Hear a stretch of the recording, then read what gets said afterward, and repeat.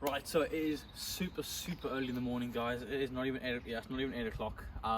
Feisty, our car, our Fiesta, has just arrived back. It's just taken the courtesy car back, and I'm just overwhelmed. I'm tired as well, but I'm so overwhelmed. I can't believe he's back. And as you guys can see from the video, the damage is completely fixed. I haven't read through all the paperwork exactly what's happened, what they've replaced, but obviously I know they've replaced the wing, so this whole body panel's been replaced. Brand new wing mirror as well. And I know they've refurbed the alloy because the alloy was really badly scuffed up. But she is back, she's shining just how we left her. But our car's back. We're gonna go for a little drive because I've missed her so much, and we'll take you guys along. And yeah, let's get back on with our lives and get the channel going again. And yeah, Feisty's back, and I just can't be any happier.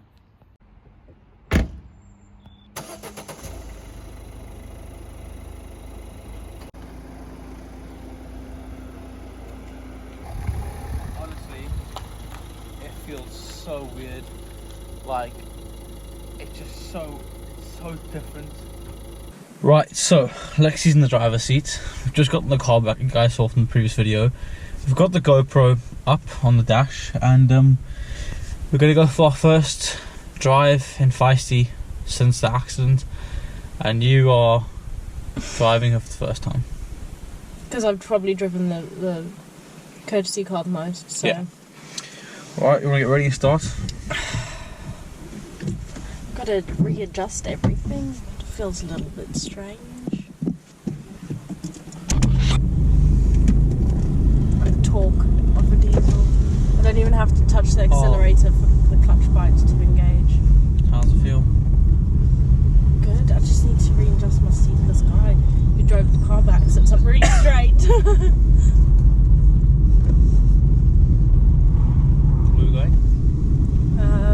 Towards Bromsgrove, I think.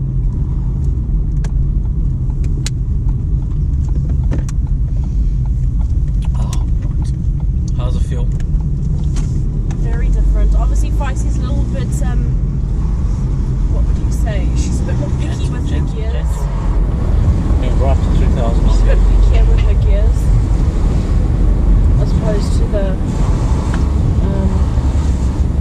Fabia. The thing is, you can feel the car going. With the Fabia, you can feel it feels like it's dragging something. How's that? Pull away now. So much better. There's no screeching.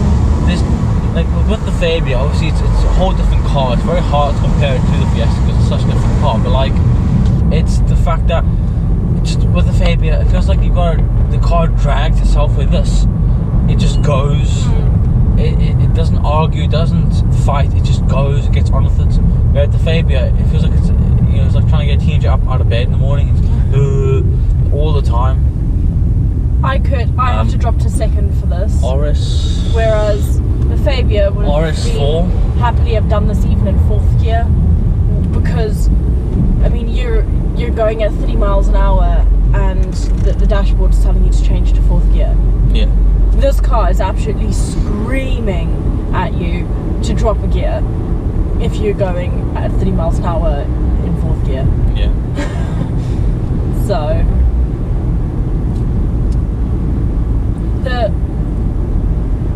it's nice that my knee isn't touching the steering wheel anymore. And how's the handbrake turning the short? Oh, I know. The other one, the other handbrake, you've got to like. I don't like. Feels like you're doing a gym workout. I really don't like that. I can actually move my knees in this car again.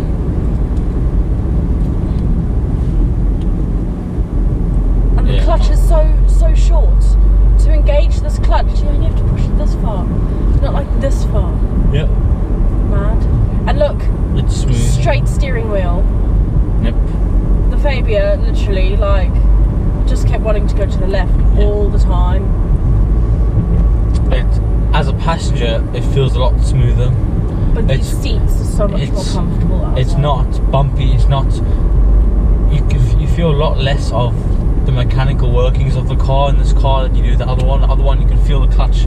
I felt the clutch. I felt when you change gears. I felt the accelerator. Feel it. This, I can't. I can barely feel like you're slacking off. It's a much smoother drive, I think. But I think it's also down to how we've maintained the car. You're gonna stop. Thank you. You know what I mean? Yeah. I think obviously you guys have seen on the channel this car is looked after. I think it's more like a kid than a car. But it feels like a much harder, firm drive. It's more satisfying. Yeah, because you know you're in gear. You know. Whereas Fabe, you're like, wait, was that first gear? Wait, was that second? Yeah. And also, I hated the fact you had to like push it down to go to reverse every time. And all Skoda Fabias, especially the one we had as a 1.2, they're really the bottom range, smallest engine, very, I wouldn't say skimp, but it's very basic. There's nothing. It just feels really cheap. And their target audience for those cars is people that live in a city, live in a busy area, just work, home, groceries, pick up the kids from school, and that's like. But I think, especially these Fiestas, we've got the 1.6 TDI, so the turbo diesel. It's built well. Right now we're on a dual carriageway, 60 miles an hour, and the car is comfortable. The car is designed for these little roads where that little Fabia would be screaming right now. It would have been going 57 miles an hour. It would.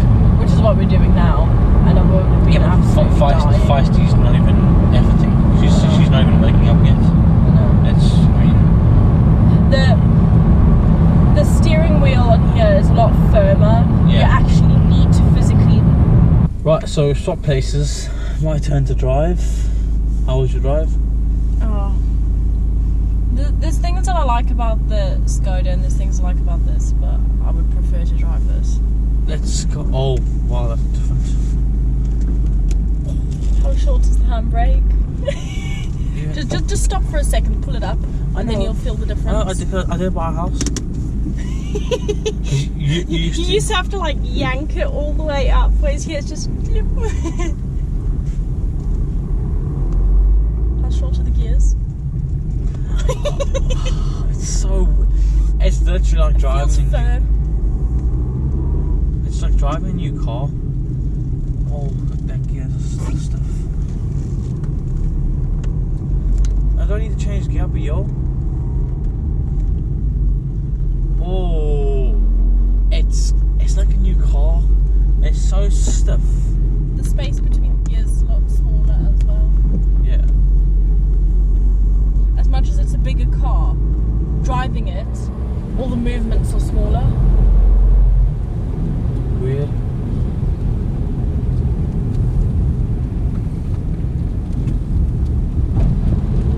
Oh, it's so weird. It's like, I can't describe it. It's weird. It's different. Very different. Very, very different. The clutch is so stiff. It's really aggressive. Oh, it is so nice.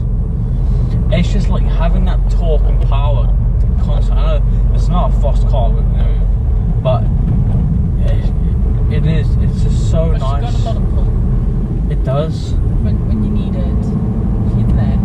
I'm not used to the car just pulling. How long have we had the car? 2 weeks? I don't know. Not sure. Poop. Oh, it's so nice. By now, the entire windscreen would have been misted up.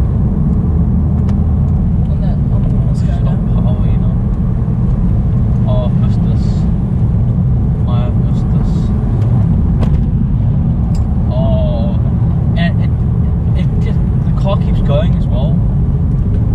It doesn't get to a point. Your foot doesn't have to go flat. No, either.